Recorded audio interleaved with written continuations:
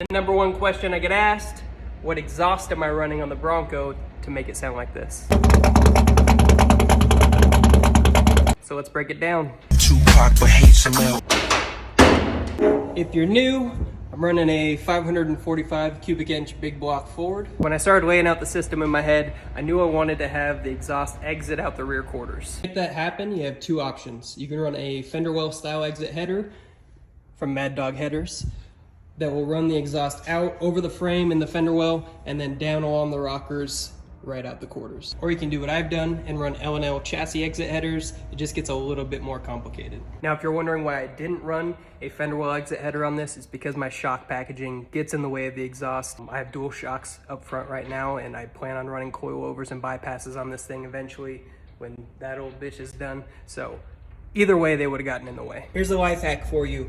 Ditch the 3-bolt flanges and get yourself some V-bands. It is night and day how much easier it is to get these headers on and off and get the exhaust bolted up with these V-bands, and way less leaks. The exhaust system itself is all 3-inch stainless. It's pie cut and TIG welded. The system weaves through this trans and T-case cross member and then comes up to 2 flex pipes. After that, it crosses over into our mufflers, which are both Black Widow neighbor hitters. This is where things get a little tricky if you're running a chassis exit header. And that's because this body has a channel of bracing that runs along the body, and it doesn't leave enough room for this exhaust to come over the frame and exit out the quarter. So in order to fix that, I took it from this to this. Doing that allowed me to run the exhaust out over the frame and through the quarter. The other question I get asked is, what's up with all this spaghetti bender-rolly going on in here? It's because if we ran the exhaust straight from here to here, the tire would get into it during articulation. As far as the exhaust bezel, I knew I wanted something different than just the standard bezel with the exhaust floating in the middle of it. I wanted kind of an aircraft feel. So what we did was actually cut a 90-degree mandrel bend, so you get a bit of a teardrop going.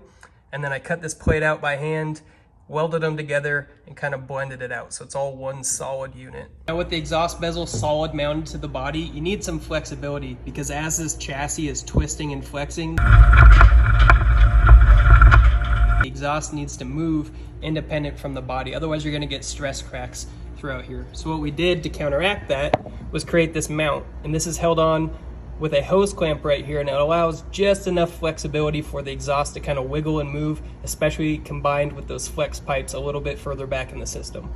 So there you have it. That's my exhaust system. Hopefully it gives you some ideas on how to tackle a quarter exit exhaust on your Bronco or whatever you're driving. Those of you that are following along, let me know what else you want to see.